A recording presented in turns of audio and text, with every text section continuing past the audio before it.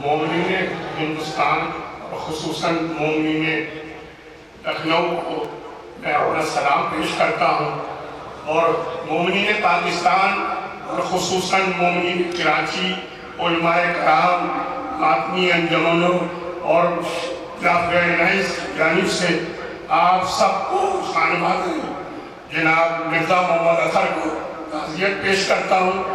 بھائی صرف ایک لفظ کی گزارش ہے کہ میں یہاں کیوں آیا۔